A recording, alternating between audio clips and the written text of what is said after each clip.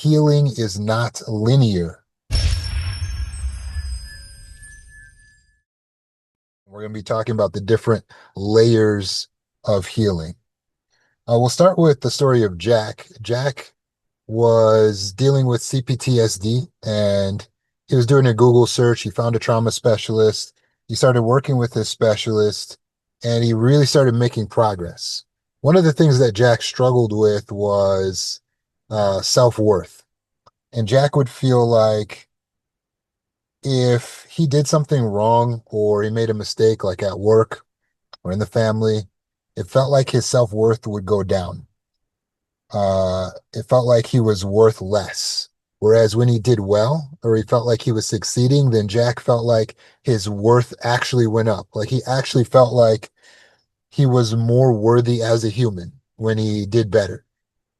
So in working with the specialist, he learned that self-worth is intrinsic. We're born with our worth. We're born with our value.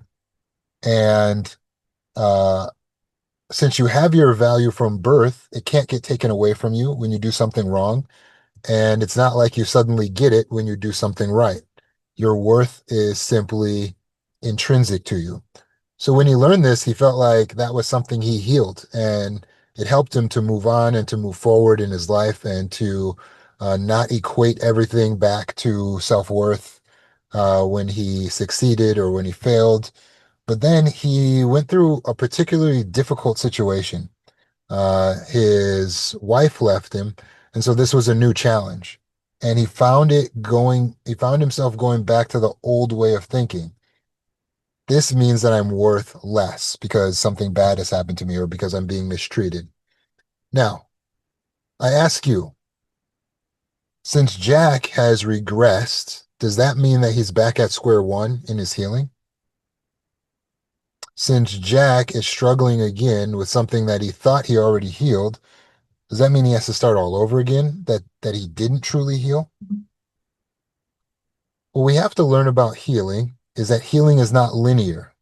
One of the most common questions I get is, what does healing look like? And so I'm going to break down for you what healing is really like. And we're going to use the analogy of an onion because healing is more layered.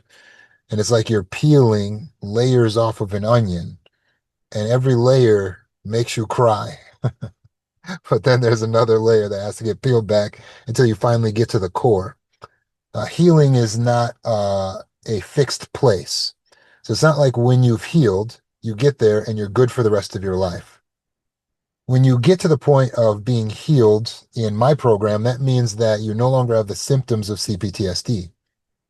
But can you regain the symptoms again? Yes. Can you go back? Can you backstep so that you're struggling with self-worth again? Absolutely. Can you struggle with anxiety or depression again? Absolutely. Especially if you're not staying regular at the meetings or you're not keeping regular sessions with your specialist. These things are likely to come up and become challenges again. Hopefully, you'll feel more equipped in how to respond to those challenges, but sometimes, admittedly, as humans, we regress, meaning we respond in the old way instead of as the new person that we're supposed to be. We respond in the unhealed way instead of as the healed person. And then when we do that, sometimes we feel like, oh, I was supposed to be over this by now. When am I ever going to heal? I thought I was healed. I thought I was done with this. And now I'm back again. And so we feel triggered into regressing, or we have flashbacks. And then that makes us feel discouraged. Has that ever happened to you? Or you feel like you healed, you feel like you were doing well, and then you hit a point, and it was like you tripped and you fell. It was like you had to start all over. Please understand that framing it as if you have to start over again is a detrimental frame. Saying, oh no, I'm back at square one is a detrimental frame, and it's not even true. It's not accurate about healing. Healing goes down multiple layers, right? And so relapse is a part of the healing process. Okay, so if you're taking notes, please write that down. Relapse is a part of the healing process. There is no such thing as healing immediately, perfectly, with absolutely no steps backwards, only all steps forwards, and nothing ever goes wrong. We're going to be tested. We're going to hit situations that we didn't expect. We're going to have moments where we trip a little bit and we stumble a little bit and we fall a little bit. We're going to have times that we do the same thing we used to do. And that's what happened to Jack. When his wife left him, he felt like his worth was diminished. And that was his old problem. He forgot for a moment, he forgot for a few days, for a time, that his worth was tied to his birth. It was intrinsic and it can't go away when your wife leaves you. He forgot. And he went back into feeling and thinking that way and in acting like his worth was less. But once he got back on the phone with his specialist, all of a sudden he was reminded that his worth is intrinsic, that he's born with it. So it doesn't matter how he's treated. It doesn't matter that his marriage broke up. His worth is still the same. Does that make sense? And so he's got to give the situation the patience. He's got to give himself the patience so that he can realize it doesn't mean he didn't heal. Any of us can step backward. Any of us can regress and make a mistake. That's a part of being human. Okay. Healing is growth. Healing is just growth, meaning it's the same thing. Even if you don't have CPTSD, if you want to change something, if you want to grow in something, if you want to learn a new skill or change your beliefs, it's the same process as healing. And it's a layered process. The first layer is having the desire to be different or the desire to change. Uh, yeah, having the desire to change or grow. That's your first layer. Having the desire to change or grow. Everyone has already passed this layer. That's why you're here. There was a moment where you said, you know what?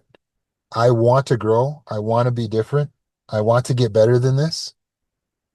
I want to change. So that's the first layer of healing. Congratulations. You peeled that layer back. You have to have the desire to heal. This is what narcissists don't have. This is why they won't heal. Because a lot of people ask that question, can narcissists heal? Yeah, they can. They're humans, but they don't. Because they don't have a desire. They don't want to change. They don't want to grow. They want to be just how they are. And they want to stay, they want to stay just like that in the majority of cases. And as a result, they're not going to grow. So focusing on yourself, congratulations for having the humility and the self-recognition, the self-awareness to say, you know what, I want to be better. I want to grow. I want to change. I want to heal. Okay. So then you go into the next layer. The next layer of healing is developing a new belief. Developing a new belief. So when you're working with your specialists or you come to the meetings, you learn the new belief. For instance, with self-worth, originally you thought your worth was dependent on how you're treated, was dependent on how you felt about yourself. Now you realize your new belief is that your worth is intrinsic. You're born with it. It can never change. It cannot get taken away from you. As long as you are alive, you are worth a 10 out of 10, a 4 out of 4, the highest worth a human can have. Every human has this. You're a human, so you have it. Done. That's just one example of a new belief. You've had other beliefs that you've had to change, you've had to grow into. Developing the new belief is the next step of healing. It's like that second step of healing. It's another layer that you peel back on the onion. The next one is seeing evidence of your new belief. So once you learn it, you start going out into the world and you go, wow, you know what? I'm starting to see evidence. I'm starting to see proof of this new belief. I'm starting to see that this is really true. I'm putting it into work in my life and it's really panning out, right? Like for instance, the new belief that you should not look outside yourself for validation. And then you start going out, not seeking validation outside yourself. And what happens? You go, wow, I'm getting really great results with this not seeking validation outside myself. This really works. I like this. People are respecting me more. I'm connecting with people easier. Now you're seeing evidence of the new belief. It's like, yeah, you were right. This really works. I really appreciate this new belief. That's the third layer of healing, seeing evidence of your new belief. The fourth layer of healing is putting your new belief into action. Putting your new belief into action. So after you've developed the new belief and you're starting to see evidence of the new belief, then you start going out and putting it into action. And it's like, wow, I'm getting really good results. Like, this is awesome. This is awesome. Now I don't, my mom yelled at me, but I don't feel worthless. My boss was mad at me, but I don't feel worthless. I put my new belief into action. I've learned that I can cure my own anxiety. So I started using the JOT method that I learned from my healing specialists. I learned from watching Roman's YouTubes. Bam, I put it into action. I can cure my own anxiety. This is amazing. I can regulate my own emotions now. This is amazing. We're putting the new belief into action. We believe that we're in control now. We see the evidence that we're in control now. So that's the fourth layer. You peel that layer back and you feel like, so I'm healed now, right? And this is where we get tripped up. Right here around the fourth layer is where we get tripped up because we start to have this overconfidence and so much joy for the fact that we're seeing the progress, for the fact that we healed. And then we don't expect number five to hit us. Number five is facing unexpected challenges to your new belief. Welcome to planet Earth. Welcome to planet Earth. You're going to face unexpected challenges to your new belief. That's number five. That's the fifth layer of healing. Is this a part of healing? Yeah, because you have to get tested. You can't just change and then nobody ever tests out your change. You're going to have to face new challenges. It's going to have to get harder. And so you go out there and you think you got it under control and you're like, man, I regulate, I'm doing great. And then all of a sudden something happens that you just didn't see coming. You just didn't expect it to come that hard, that strong at you. It was just unexpected. You weren't ready for it. It hurt you. It triggered you. It triggered something in the past, whatever it was, whatever the reason, it causes you to regress because you face now this unexpected challenge to your new beliefs. And that is the sixth layer of healing is making regressive decisions or relapse. It's a little grainy there, isn't it? Making regressive decisions or relapse. That means we go back to the old way of thinking and acting. Now, when we do that, then we get discouraged. And we go, oh man, I thought I was healed. I thought I was grown. I thought I had grown out of this already. I didn't think this was ever going to happen to me again. I can't believe I'm going through this. Right. And we're all discouraged. We're all upset because now we've made a regressive decision. We did something that was the old way of thinking, the old way of acting, and it's like we can't handle it. So then what? Well, we can grow from this or we can die right here. And a lot of people just say, you know what? Forget it. I tried it. It didn't work. And they give up. They don't watch any more videos. They don't come to any more meetings. They don't read the book. They don't work on themselves. They're like, I'm done.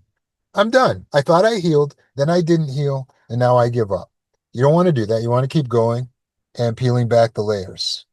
The seventh layer of healing is clearly seeing bad results,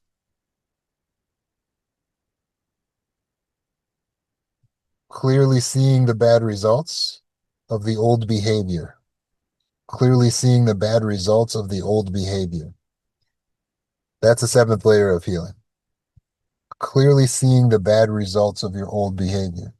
So you regress, but you can learn from your own regression, right? We don't have to say, oh, I regress, it didn't work out. Oh, well, I'm just going to die as an unhealed person. No, you can make a mistake and then you can step back and you can see that this was not the way to handle it, right? I had one client, they became so angry that they took a baseball bat and started vandalizing somebody. I don't know what that person did to them. They started vandalizing somebody's property. They lost it. And that was after they had progressed, they had healed, And then they kind of like stopped going to meetings for a while, and then boom, it all just fell apart. And they went nuts, right? As by their own description. So you take a step back. In this case, when they were in jail, right, overnight, you take a step back and you say, okay, now I see the bad results of this old behavior. And that brings you into the eighth layer, which is reaffirming the new belief.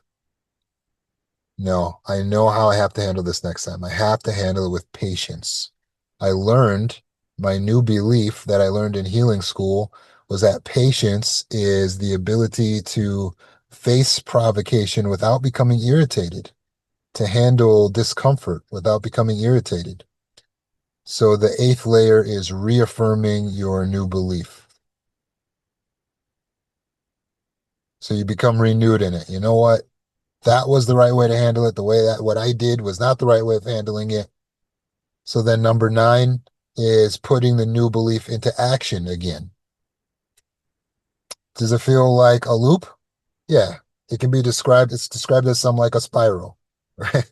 It's like you put it into action originally, and then you face an unexpected challenge, and then you made a regressive decision and relapse, and you see the bad results, and now you reaffirm a new belief, and now you put the new belief into action again. And that's number nine. Put the new belief into action again. And what's going to happen if you try again? You're going to see the benefits of the new belief. That's layer 10. Layer 11, developing a pattern of new behavior. Seeing the benefits of the new belief is layer 10. Layer 11 is developing a pattern of new behavior. That is the healed state. When we're in the pattern of the new behavior, you're in the healed state. When you're balanced, when you're not in extreme thinking, you're in the healed state. Does that make sense? Can you go out of the healed state? Can you regress? Yes, all of us can, myself included. Anyone can just do something that's unhealed, unwise, not well thought out, not the new self, right? All of us can go backwards. All of us can, and most of us do at times. Most of us do at times. There may be some beliefs that you do really well on and you never fall back, but there will be some because you're human. Because you're human, there will be some that you regress on. So it's really important that you change your mindset around regression or relapse.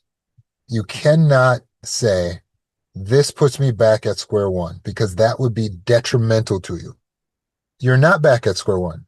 You're growing. It's a spiral or it's layers. Okay. So understand that this is a part of the layers. Oh, I'm just on layer 7 right now. That's what you have to say. Like, oh, this is nothing, right? If you regress, a regression is number 6, right? If you're facing the circumstances that were unexpected, that's number 5. You just identify this is a part of the layers, man. I'm just in number 5 right now. Okay? Don't feel like it's over because you got triggered because you had a flashback or you didn't handle something right. It's like peeling an onion. Every layer brings up tears, but you're getting to the core. Ultimately, the healed state was what? What was number 11? Is developing a pattern of behavior that's beneficial. A new way of thinking, a new way of acting, a new way of believing that's beneficial to us.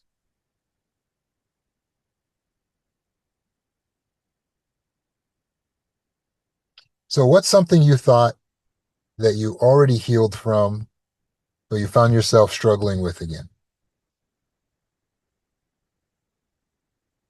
Can you think of anything? Something that you thought you had healed from, you found yourself struggling with it again. What I want you to focus on is what felt different this time around. What you might notice is you might find that even though you struggled with the same thing, so you had a regression, you were able to recover faster. For some reason, this thing keeps popping up. You might you might have found that you're able to recover faster. That's a part of growth. Recognize it's not the same anymore. So you might have healed from the abandonment and the anger issues and then regressed and relapsed. And then it comes back around. When you look back, you might notice that something was different this time around. You didn't spiral out as far. You didn't go as far. You were able to recover faster. Do you notice that? It's different. Focus on how it's different because you are growing. You are growing. You are healing. It's a part of the process. How can we respond when a wound resurfaces? How can we respond when an old wound resurfaces? You should acknowledge it. Say, okay, it's still got some work to do on this, but do the work. Don't walk away. Don't walk away. Don't give up. All right. Admittedly, some of us don't want to hear what Roman has to say about it. So then we stop coming to the meetings because we're like, I'm not going to schedule a session with him and I'm not going to tell him. And I don't want to come to the meetings because I don't want to hear it because we feel like we're going to get stung. It's going to hurt us. Don't sabotage yourself. You're hurting yourself. Don't sabotage your growth. Keep moving forward. Keep growing. Keep going to our healing meetings because they're good for you. If they worked up to this point, why would you suddenly stop? What have you noticed about your way of healing that's deepened over time? What have you noticed about the way your healing has deepened over time? You might notice that when you make a mistake, you don't stay in that state for long. You're able to bounce back faster. You're able to regulate faster. What would it look like to be proud of yourself for going deeper? Are you proud of yourself? The proper way to respond when we make a mistake is to not give up that sense of self-commendation, self-soothing, and even being proud of ourselves, the way a father or a mother would be proud of their child. Does that make sense?